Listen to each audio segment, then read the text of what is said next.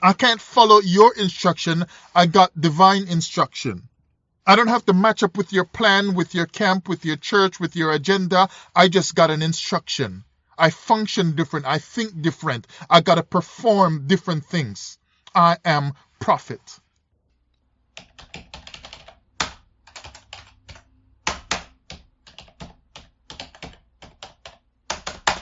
Shabbat Shalom. Today's date is August 12th, 2017. The title of this lesson is Eden's Allegory. Definition of allegory. It's a story, a poem, or picture that can be interpreted to reveal a hidden meaning, typically a moral or political one. The Pilgrim's Progress is an allegory of the spiritual journey. Just to give an example, another definition here from Merriam-Webster Dictionary. A story in which the characters and events are symbols that stand for ideas about human life, and so on. From literarydevices.net. Allegory is a figure of speech in which abstract ideas and principles are described in terms of characters, figures, and events. Now look at abstract. As an adjective, it says existing in thought or as an idea, but not having a physical or concrete existence. And so as I've been thinking about this whole story of Eden and the serpent in Eden and what went on in Eden, these special trees among what seems like other regular trees, although elsewhere in the scriptures it seems trees are actually nations, then it really makes you wonder. Whatever is certain, no one that I've found as yet seems to be sure that this account in Eden from Genesis is fully a literal story about physical and literal things that happened in just the manner the words seem to grab you in. As a verb, abstract, it says consider something theoretical or separately from something else. To abstract science and religion from their historical context can lead to anachronism. And as a noun, hear what it says here. That which is abstract, the theoretical consideration of something. So, when I read of the Garden of Eden story in Genesis, it seems to be written in a way where just about anyone on earth can consider something about that garden and about man's starting point in relation to the life that we have and our relationship and response to the Creator. You can think so many things, and people think all kinds of things. It's funny that what seems to me to be the most grabbing story, something that deals with our origin, it just seems like we should have, even when you think of entertainment and movies, that we should have many movies made about Eden as our starting point, but movies oftentimes are made of our middle or end point,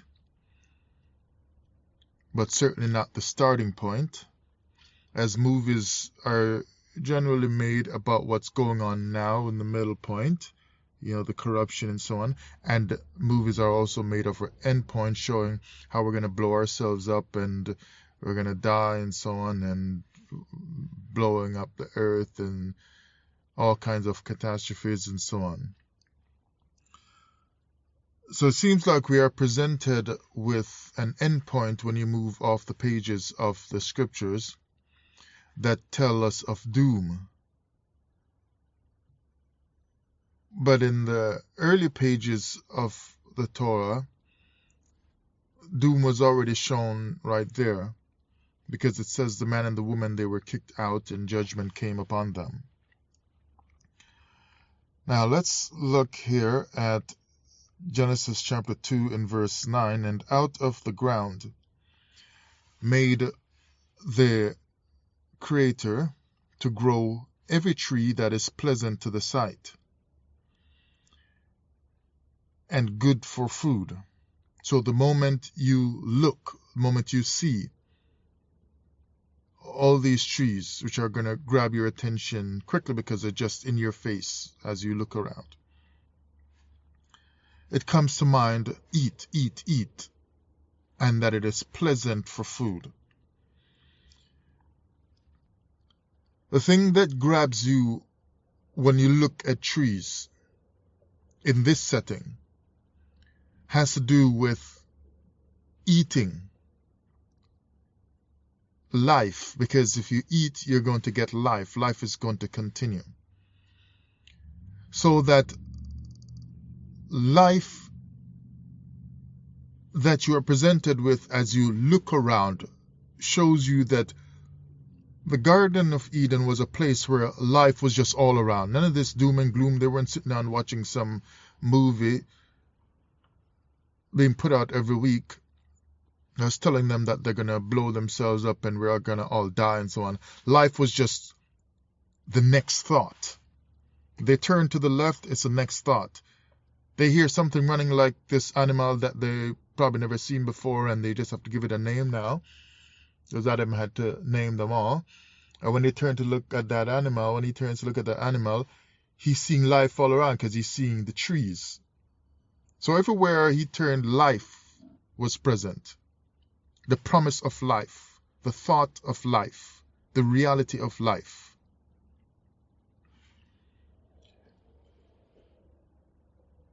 But the same source that he would get his life from, and later they, became a source of death. Because when they ate of the tree, death came in the picture. And now we're making movies that we're going to blow ourselves up. So every tree that is pleasant to the sight and good for food, in other words, good for sustenance, good for life, good for longevity, good for preservation, good for health. The tree of life also in the midst of the garden. So if they already have life-giving trees, what is the necessity of having this particular tree of life there also? Because I thought this certain tree was dedicated to giving life, but they were already getting life from the other trees that were there.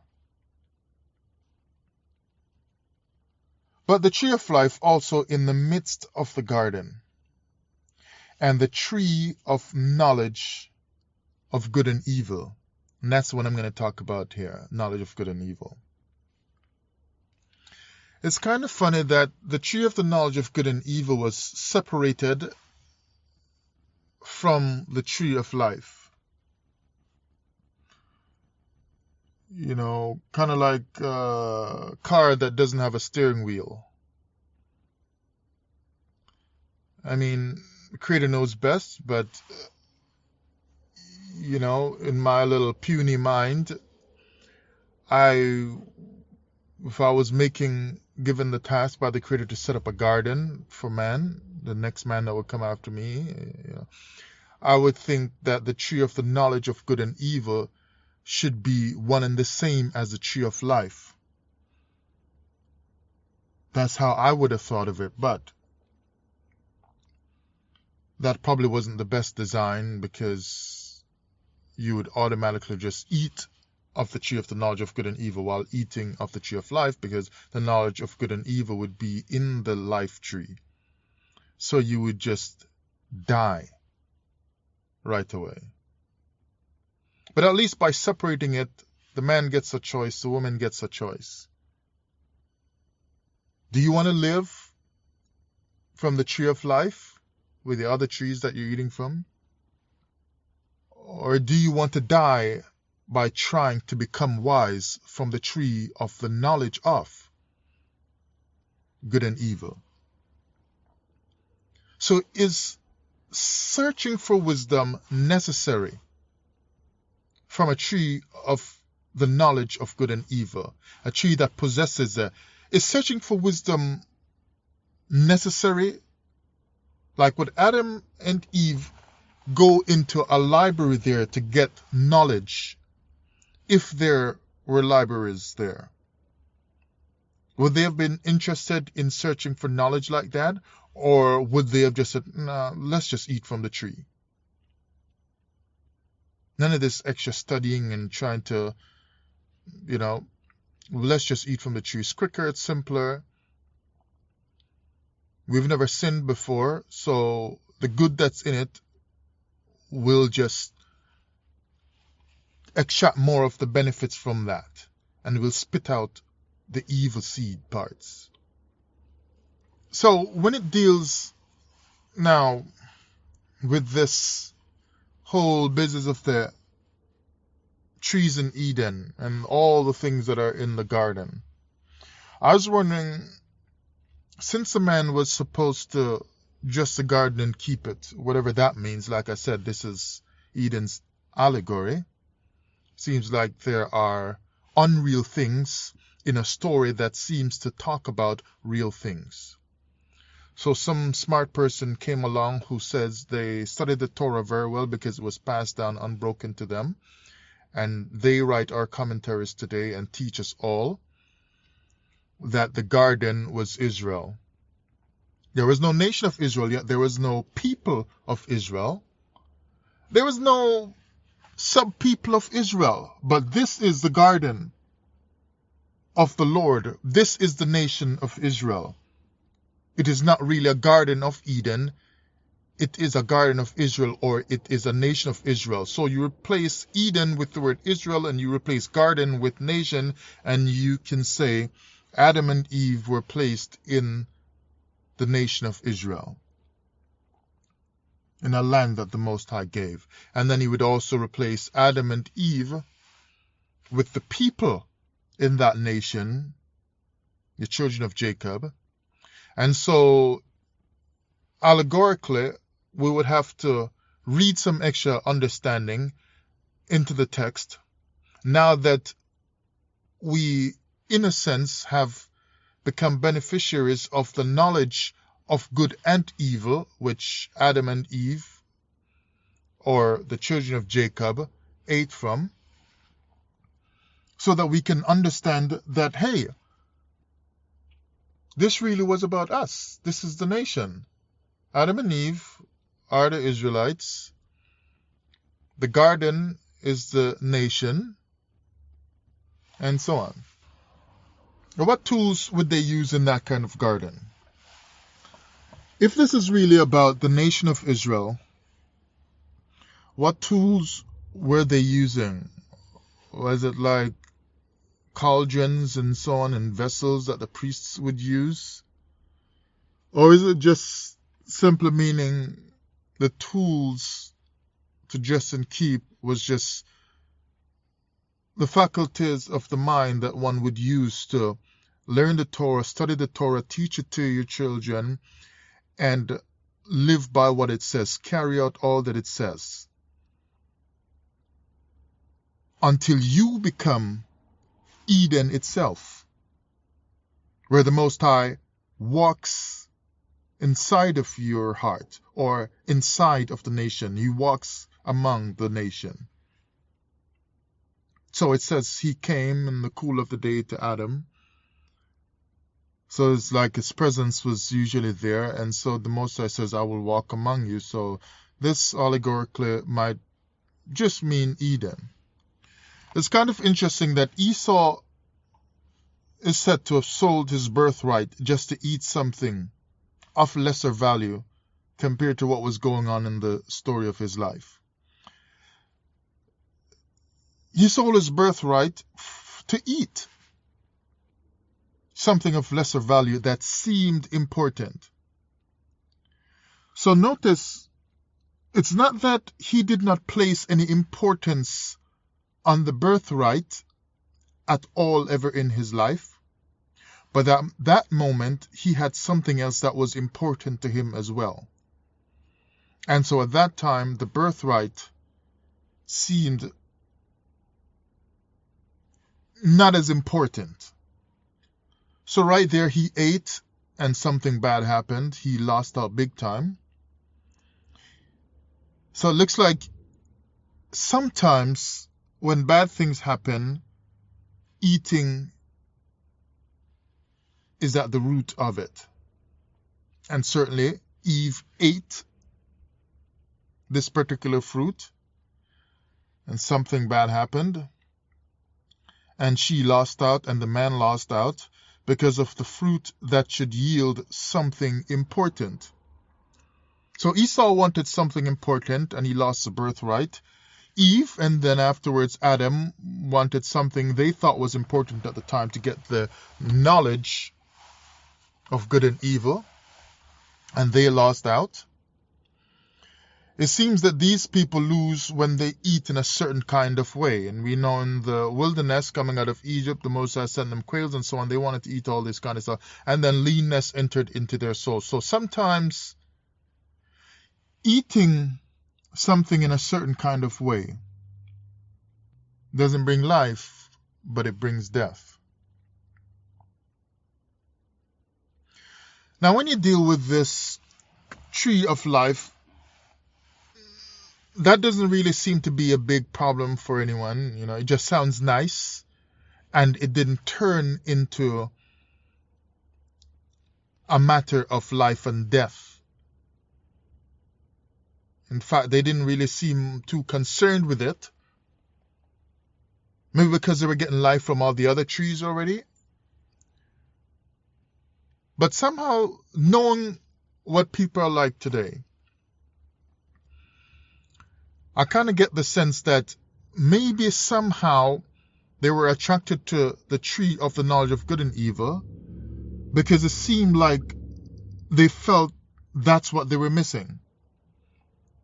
Because you eat because you're missing something. You need more energy and vitamins and so on, whatever, in your body. You're hungry and you need to fix that problem of hunger. So you're eating based on what you need. So they must have felt that they needed knowledge of, or more knowledge of, good and evil. But since they weren't doing evil prior to that, but seemed to have been doing what was good, dressing and keeping the garden, whatever else that they might have done, it seems like when you look at this knowledge of good and evil, they probably felt they were missing that. They had knowledge of good, maybe they had knowledge of evil, but I think maybe what they thought they were missing was the knowledge of good and evil. See, there's good and there's evil, but the blending of the two, maybe that's what took them down. Like I said, Eden's allegory, so everybody's going to think their own things, and one person's going to think probably 10 or 20 things throughout their whole lifetime. Because who's going to really tell us what happened in the garden? And when you hear some people, even Hebrews, saying, we've been here millions of years, and then other people are saying around about 6,000 years. Some people say a little over 4,000. Who really knows? But this particular tree, the knowledge of good and evil, it's there in the garden. Now, remember, they don't really seem to be focusing on that tree of life. Now, there's no big fights over it. There's no great arguments over it. This mysterious serpent, he doesn't seem to care about this tree of life. I mean, why didn't he just go after the tree of life? Because if you're going to deny them life, then they're going to control them. Hey, if you want to live, you got to come get it from me. Now, when you come, I'll get you to do anything I want before you can get some of this fruit from this tree of life. But the tree of the knowledge of good and evil, they're not supposed to eat from this. Now, let me ask you. You're going to have a garden. You set up this nice garden in your backyard. And then it goes and grows. You live and die. House passes on and the land to your children, and they pass on to their children. This garden has been there for 100 years now. And all your family members in the house are benefiting from it, and their children and so on. And you can never eat of this particular tree in the garden. Every fruit that you've got growing there, you eat from it from the other trees. But you have a tree that you take care of, you grow, you put all the special stuff and that you feed the trees and whatever, if you do that stuff. But there's this one particular tree that you do all these things to. You trim it, you whatever, you get specialists, whatever they're called, to come and treat the tree, whatever, test it, see if, does this look like it's gonna die or whatever, like whatever, blah, blah, blah. But you can never taste the fruit of this tree. You can never pick something from it, even if it falls and it shows that it's ready, it's raw. You can never taste anything from this tree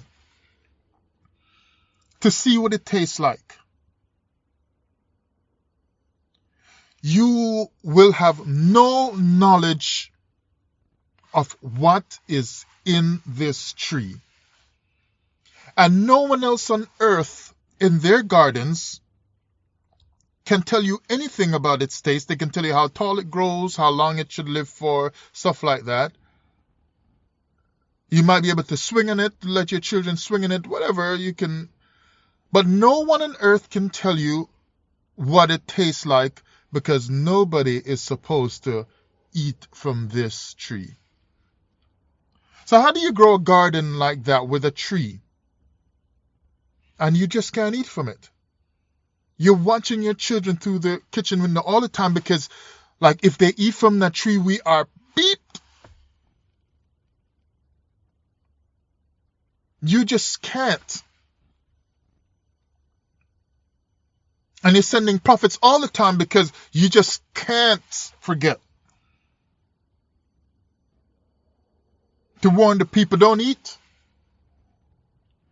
You have the tree right there, but you can never, ever try to put some kind of food or drink, especially something real like fruit juice or so, in your fridge, in a nice glass bottle and whatever.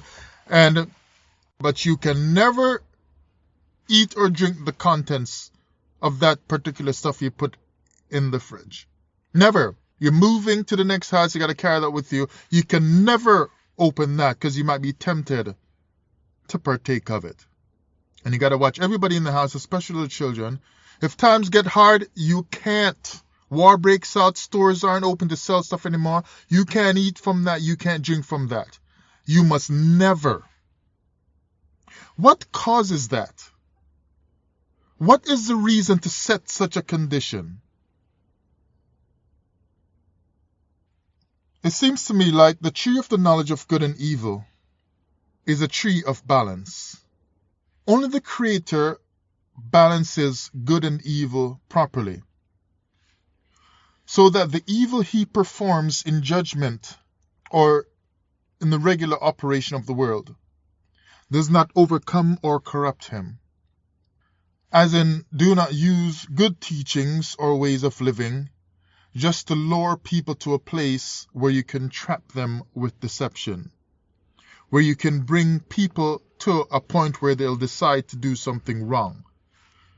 Because if all you know is good, you're just going to do good things, you would think.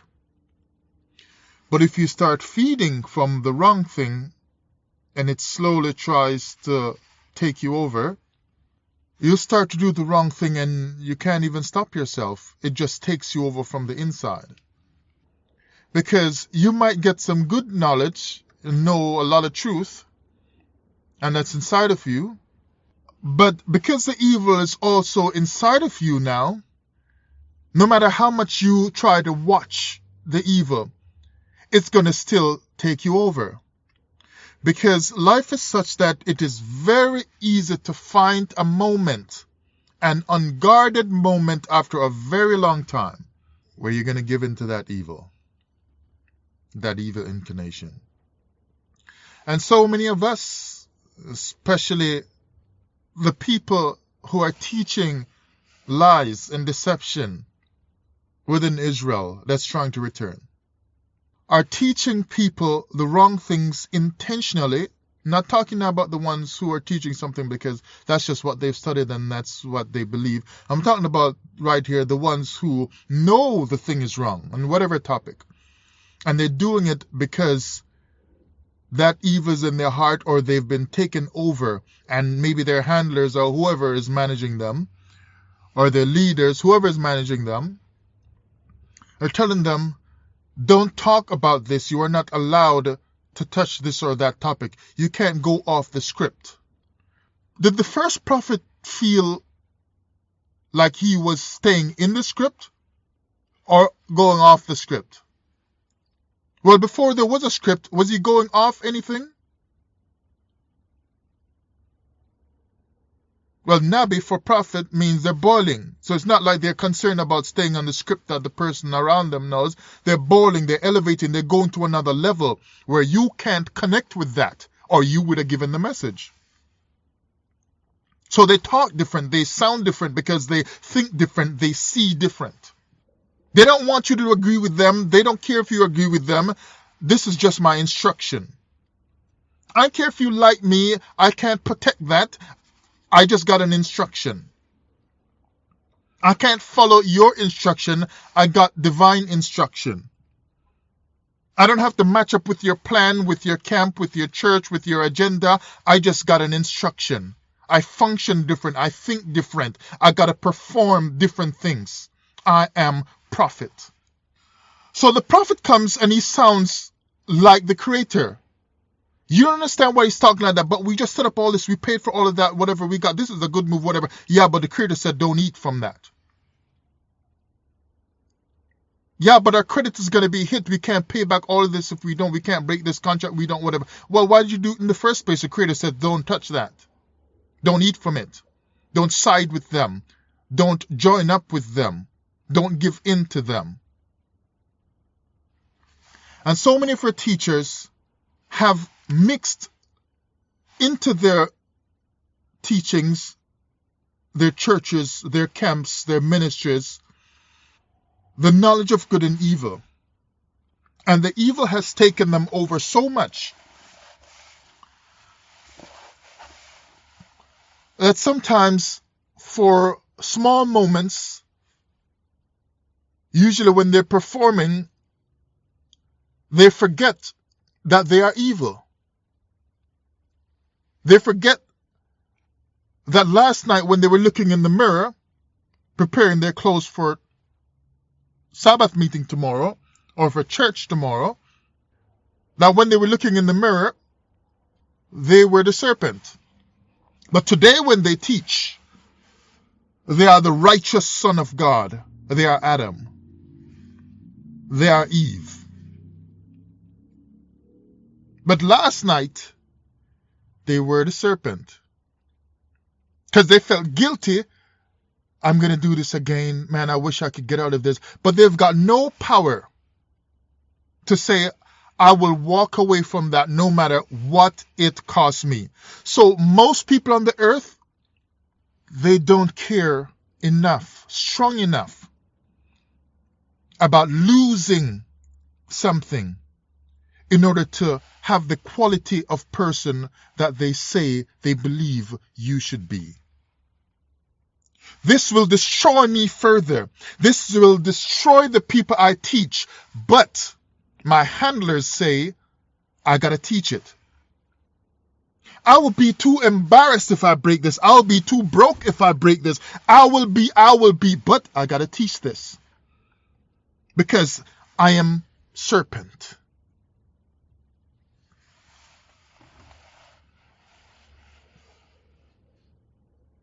I can't take the judgment that the evil ones who rule over me and force me to do this will bring upon me if I obey the Creator.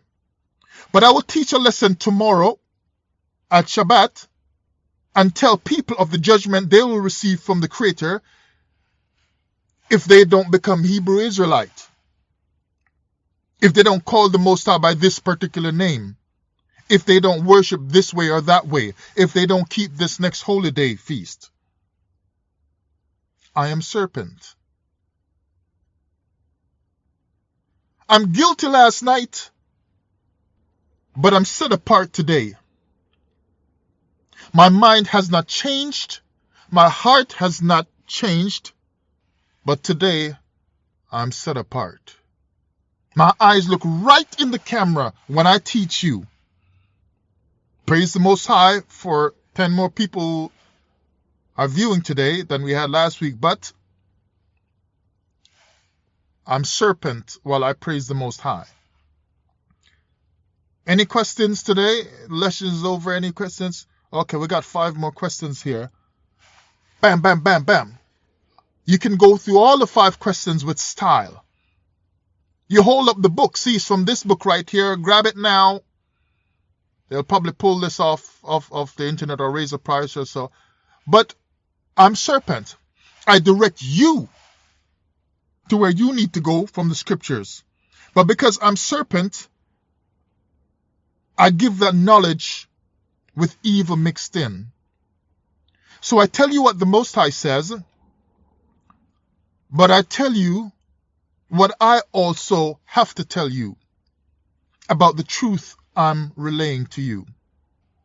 So, the tree of the knowledge of good and evil, being a tree that has to deal with balance, they felt, well, it can't be so bad then, because if you're telling me that I will not surely die, then it must mean the good knowledge in it will keep me alive and lead me to the Creator still.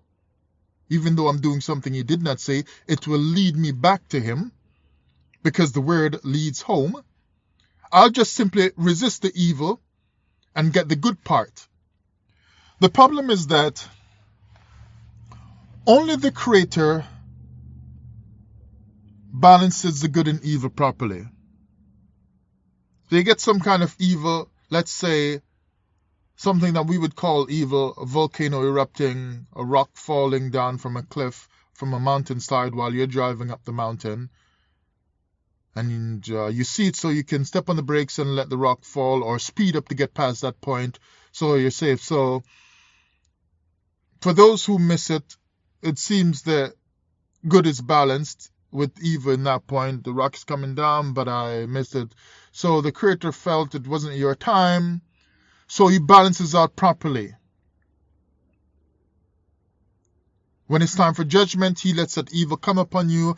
But when it's not time for judgment, the evil of that rock falling, you escape that, so you live. So He balances properly. He does good judgment on the earth.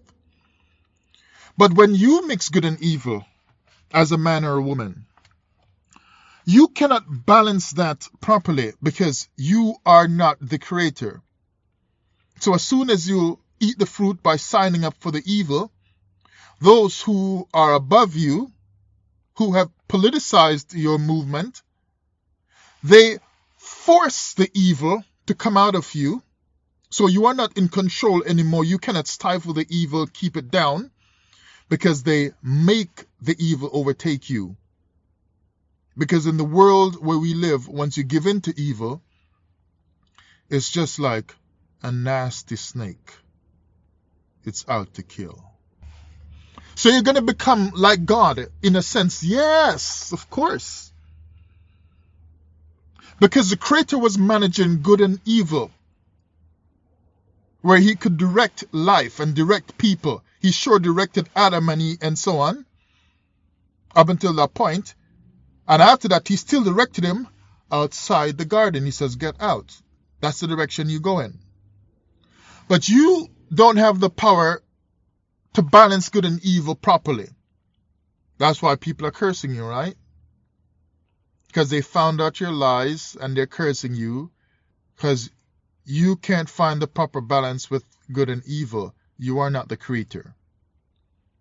That's why you see world rulers from ancient times up until today.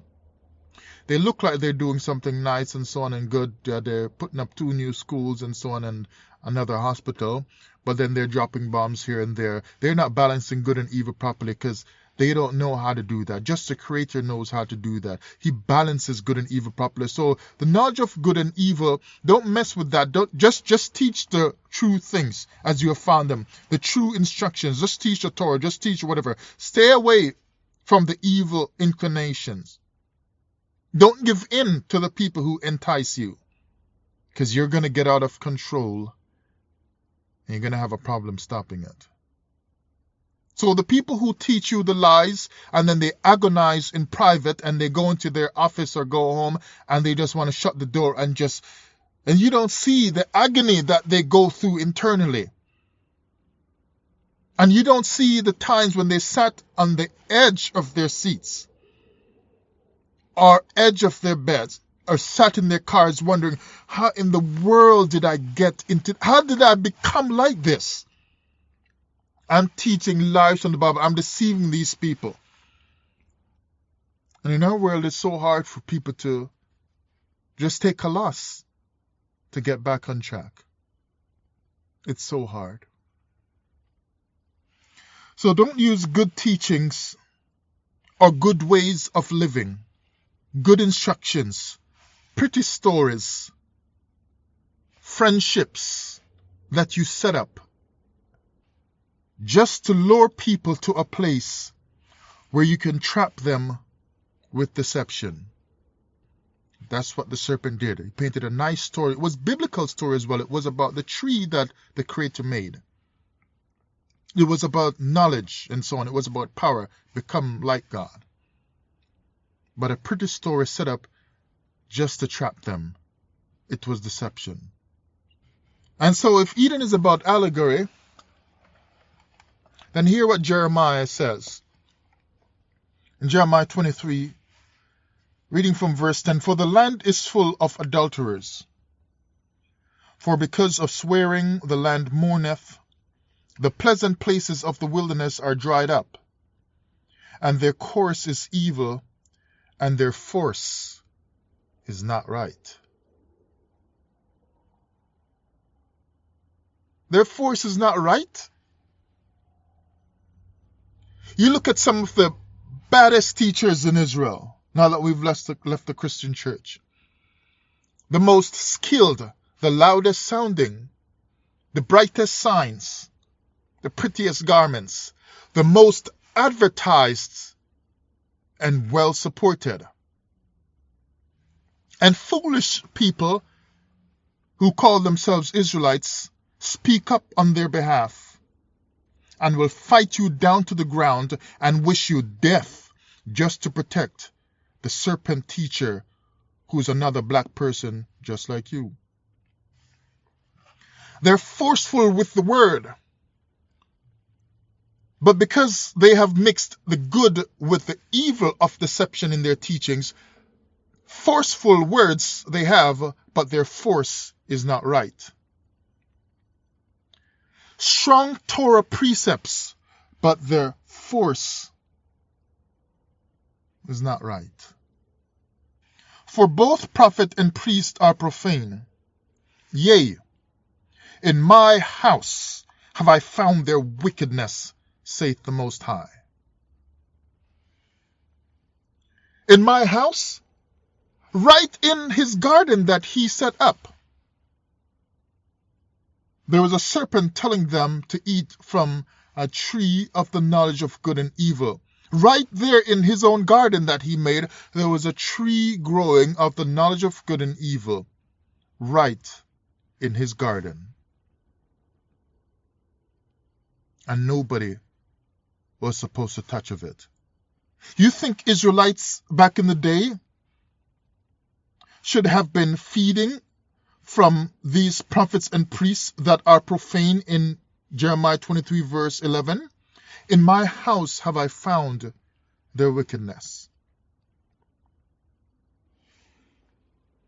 Like when he seemed to have found out something, it seems, and the allegory of Adam hearing a voice moving in the garden, and he's like, hey, where you been? Like, and he found out, what?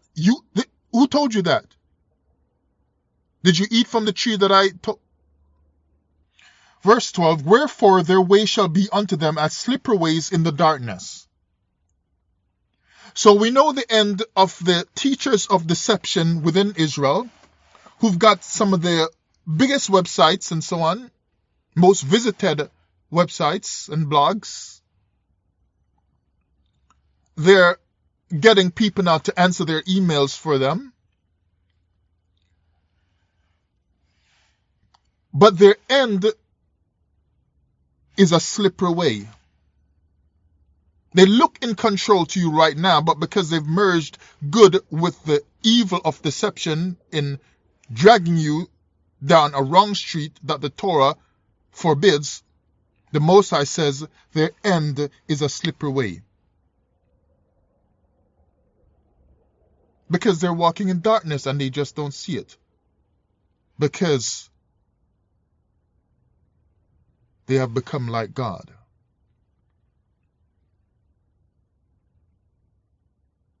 So the Most High said, I set before you two ways, the path of good and life and the path of death and so on. So he balances properly and can teach you about the two ways properly, but never drag you down the wrong way. But he says, choose life, that you may be blessed and live and so on. But your teacher, they try, because they ate from the tree of the knowledge of good and evil, so to speak, they try to balance it properly. Oh, I'm skillful, so I know I sold out, but because I'm skillful, I've been studying this Torah for 20 years, I got 25 years of Emet knowledge and so on. I know this stuff like the back of my hand. I know all the this, that, whatever. So they can balance their teachings nice to sound good to you.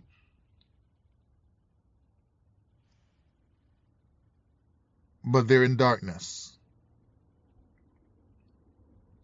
If your teacher has been cursed out for many years for being lying teachers, for deceiving you, for deceiving others, for not caring about your heart when they hiss their teeth or they hang up on you or they cuss you out or whatever, when you try to speak of something that is important and dear to your heart, or when you don't agree, whatever, or so on and so forth, and they do it in ways that make your heart feel like something is wrong, your teacher is a teacher of darkness. You have been cultured to ignore your feelings, so that you will not be able to walk away from the path of darkness. So you sit in a congregation of darkness and say, we have the light. For I will bring evil upon them, even the year of visitation, saith the Most High. And I have seen folly in the prophets of Samaria. They prophesied in Baal and caused my people to err. These are prophets who burn, they boil, they see, they think, they feel, they sense, they study, they read more books than you. And super expensive books, they've got special friends who will loan it to them for a quick read. But then they come and they prophesy corruption. because they are teachers of darkness.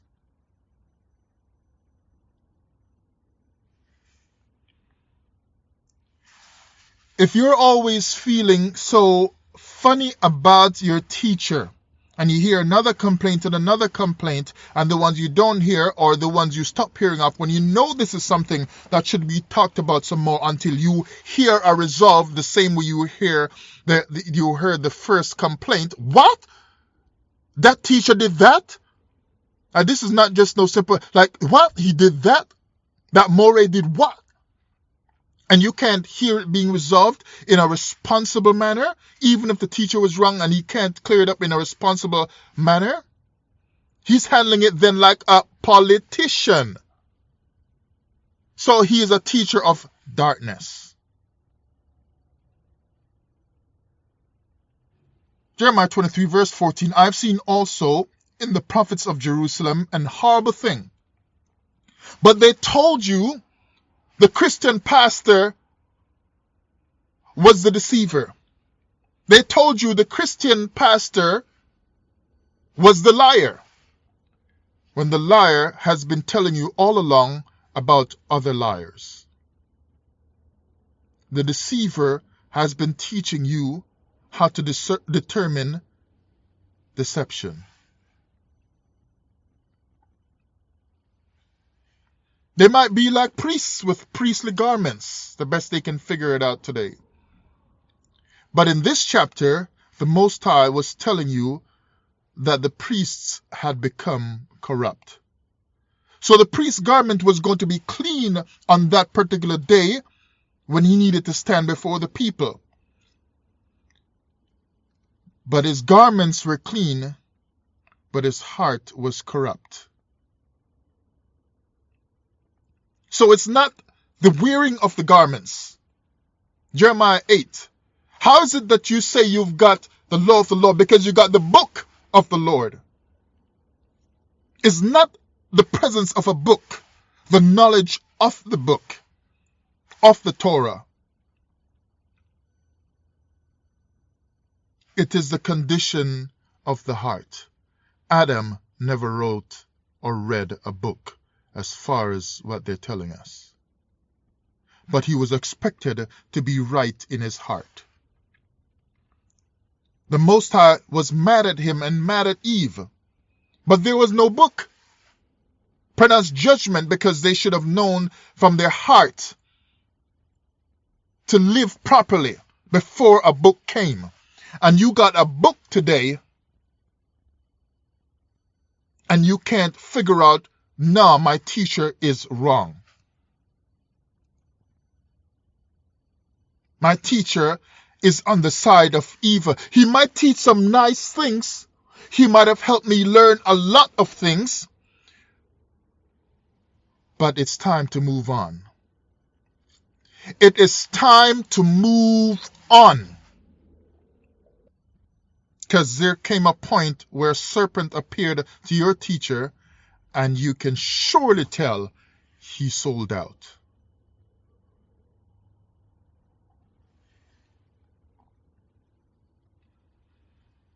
They commit adultery. They walk in lies. They strengthen also the hands of evildoers. So all the people around them in their organization that they set up, help them grow further. Their hand is strengthened and they strengthen the next one again. They work together. It's a real team effort, and it looks like this must be the wisdom of God flowing through these brothers.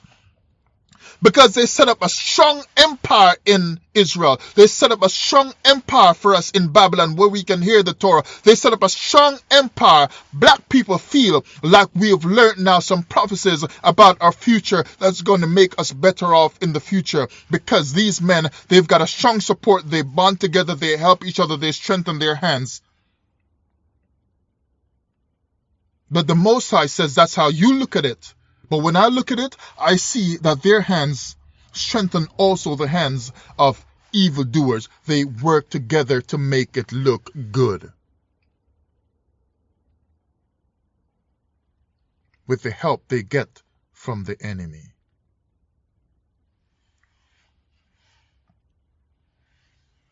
They're skilled in email addresses.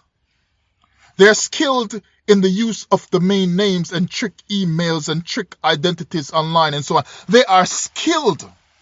They pass this on to the next one, the computer, the IT guy. He can do this, do that, whatever. They can trick them, whatever, blah, blah, blah, whatever. They're skilled in cell phones and frequencies of this and that. They're skilled in psychology, how the brain works, how the mind works. They know how people think, how people feel. They know at what time of the day somebody is at the height of their brain powers. So you don't approach them at that time. Get to them at this other time, because they're sharper early in the morning. And then it has to be later in the day, not late in the morning. They know the times. Psychology of deception.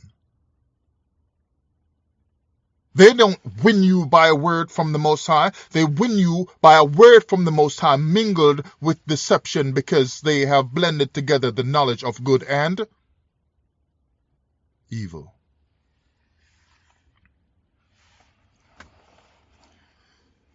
They strengthen the hands of evildoers, that none doth return from his wickedness, because the wickedness is in Israel. But your teacher told you the white man was the wicked. The white nation is the wicked nation. But the prophets are talking to Israel, and oftentimes explaining that Israel is the wicked. They come in now and then with a word about the wicked Babylon and so on, and the judgment for Babylon and Chaldeans they talk about. But a lot of times the prophets were calling Israelites the wicked. David called Israelites the wicked. Sometimes David was ready to fight against his own people because he knew Israelites were wicked. The Most High complained, even his prophets here and his priests, they walk in lies, they commit adultery. The upfront ones, the ones that get set up real big, they are wicked. You haven't seen real wickedness till you see it in Israel. Don't tell me about the Babylonians, this and that. You got the Torah, but you are wicked to your own people. And it doesn't bother you enough. You see that? It bothers you a little bit, yeah, because you think, oh man, I know what I'm doing is wrong. It bothers you a little like that, but it doesn't bother you enough to make a change. Why, after years of doing this, can you not find the strength in the Torah, the strength you teach other people about? Why can you not find that strength to make the change? Is it because you're wicked?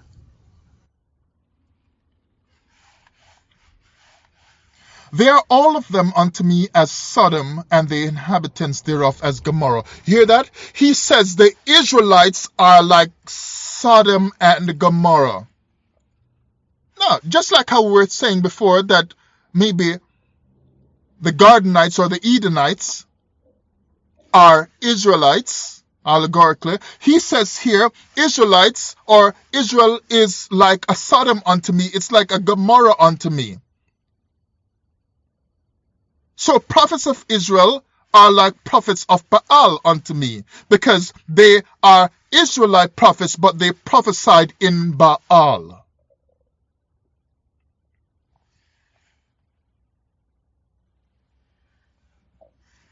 But the money donated to the temple just bought the priests new garments, right? Because the next holiday is coming up.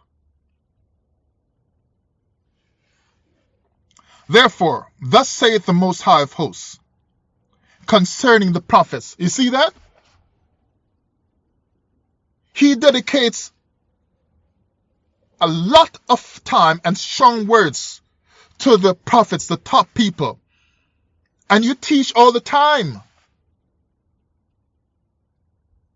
about the regular Israelite, how they need to keep this law and grow their beard and grow that and wear their garments and do whatever, blah, blah, blah. But the Most High spends a lot of time with strong words cussing out the teachers, cussing out the top ones, cussing out the ones that get the views. The upfront ones, the teachers, the mores, the leaders, the elders, the top people. So thus he says concerning the prophets, behold, I will feed them with wormwood and make them drink the water of gall, for from the prophets of Jerusalem is profaneness gone forth into all the land. And that profaneness goes forth into all the land of Babylon 2.0 where we're living. And they send their evil right into our ears through your speakers on your computers and laptops and your earphones. When they teach you the things the Most High says, you should not do these things. You should not teach these things. So the final verse, Jeremiah 23:16. Thus saith the Most High of hosts. And notice here he says the Most High of hosts, just to say this. When you think of that, you think of the Most High of armies, or he's trying to tell you of strength. I got lots of backing with me, lots of power with me. In other words, he's going to hit these false prophets, if they don't change, with massive strength, massive judgment. He's going to make it a pronounced thing. It's going to be a strong judgment upon these liars. Thus saith the Most High of hosts, hearken not unto the words of the prophets that prophesy unto you. But they're teaching me I'm Israel. Hearken not unto the words of these prophets. Because everyone is supposed to figure out that they are an Israelite. Jeremiah 6:16, he says, go back and check the past. If you're doing your homework, you're going to find it. And he said, but if they didn't teach us, no, it's a lack of studying. The first time, I've told you a long time ago, the first time I said to myself, we are the children of Israel, I was a small boy, and then it came back again later. But no one taught me. The only reason I did not learn more of it was because I ignored it. They'll tell you, but we must teach. Now you don't have to teach. You're in captivity. People who never heard that they're the Israelites will be gathered. The Most High said he's doing something to us. He's scattering us, and then he says, I'm going to gather you back. You don't need someone to teach you a slave 2,500, 3,000 years ago to go into captivity. So you don't need somebody to teach you you're an Israelite to return. You became a slave because the Most High kicked you out. Well, you will become no longer a slave anymore, or have that reversed when he pulls you back and gathers you back. Does it help to learn that you are an Israelite by someone teaching? Of course. But if you never hear it, if you're Israel, you're going to be gathered back. Because he unmade you the Israelite. When the time comes, he's going to unmake you a slave. So hearken not unto the words of the prophets that prophesy unto you. Because of what they teach you that you're Israel, then you should take everything from them? How silly is that? Can anybody be right about everything? They make you vain. In other words, they tell you enough truth, blended with lies, to make you think and feel right and righteous and set apart. But that's just a feeling in your mind. They're actually making you vain. They're making you what you became when you got kicked out of the land. In other words, they've told you some fancy, well-studied stuff. All of that meandering through many words and books and study of the Hebrew and so on, just to make you be in the same spot you were in without you realizing it. The best deception is to keep you at the same place while making you think that you're making progress. Don't let the slave realize he's still a slave. Just make him feel like he's not, and he'll still be our slave. They teach you all the things from the words that they prophesy, but they make you vain. And so the serpent taught the woman, you will be like God, but made her vain. He made her unlike God. They speak a vision of their own heart. Of course, because they see This is the lesson to teach again, because those who reign over them have given them instruction. This is what you teach from now on. So they speak a vision of their own heart, and not out of the mouth of the Most High. It was out of the mouth of the serpent, who said, why don't you just take a bite? Trust me, you'll never go back. Look how many others are teaching like this, and they grow fast. They can even quit their jobs. They get all kinds of money. People donate to you. You won't have to worry about anything. You're going to get a nice car eventually, sooner than you would have if you keep working your regular job and teaching the truth. We're not saying don't teach any truth. You're still going to teach it. You're still going to tell them they're Israel. You're still going to teach them the commandments. But this is how you're going to teach it. And a subtle twisting comes in. Before you know it, you're sitting before a vain prophet. Well, my teacher was the one who taught me that I was Israel. My teacher taught me this. And you're so stuck in the past. And you're so stuck in the past. Because that was 5 years ago. And no light of Torah has come into you for you to see that today that is a different teacher that you're listening to. So with the allegory of Eden, it wasn't simply Adam and Eve who got put out of the garden for listening to certain kind of teachings. You are being put out of life and promise because of teachers you listen to. You're out of the garden of truth because your teachers left it a long time ago.